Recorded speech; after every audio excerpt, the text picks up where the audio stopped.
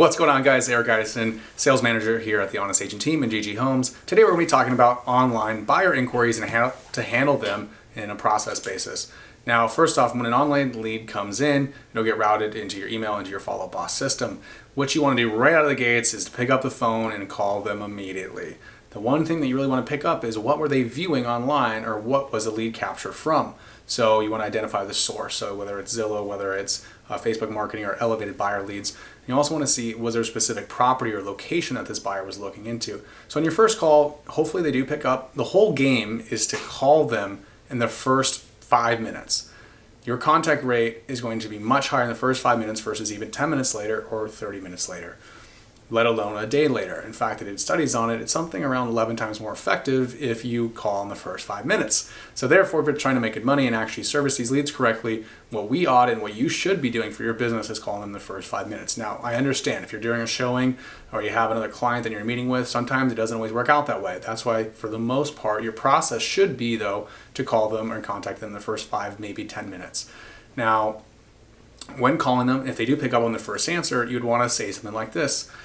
Hi, is this so-and-so? Verify the owner.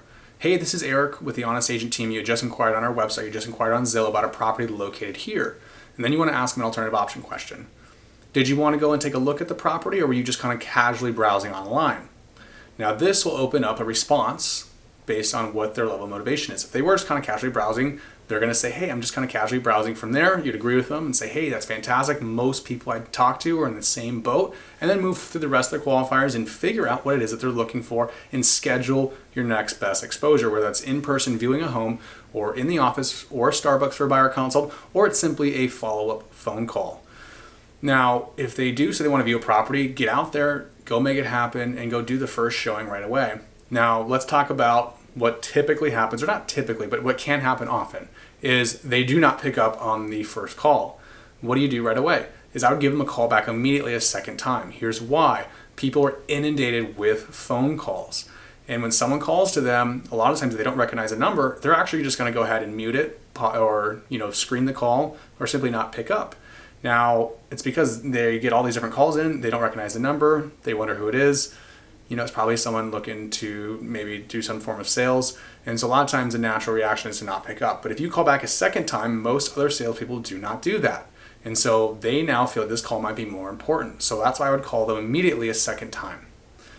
Now, if you don't get a pickup, that does happen. What you do next is hit them with a text. Hey, this is Eric. You just inquired on our website or just inquired on Zillow about this property here. Did you want to go take a look at the property, or can I answer any questions? Would be a just fine text. Also, it should be in your template through Follow Up Boss for your action plan. Now, once a text is sent through, what you also want to do is send them an email with a BombBomb video. BombBomb is extremely easy to use. You can jump on your phone right then and there, and record a video, say, hey, this is Eric. Thank you so much for inquiring on our website or inquired on Zillow. I look forward to assisting you. It looks like you were viewing some properties here. I know that area really well. I'm really excited to help you answer any questions. Boom, embed it into BombBomb. Take the link, insert it through the bomb icon in Follow Up Boss. You can embed it into video email and send it off. So you want to get that sent out as well. Now also, your day is not done yet. If you don't get a response anywhere during that period of time, you also want to call them at least one more time. So a total of at least 3 calls in day 1. And I would call them probably about an hour later, or maybe later that evening. If you got an inquiry, say at 1 in the afternoon, maybe they're on lunch break or they're at work, it might make sense to call them around 4:30, 5:30 when they might be driving home from work.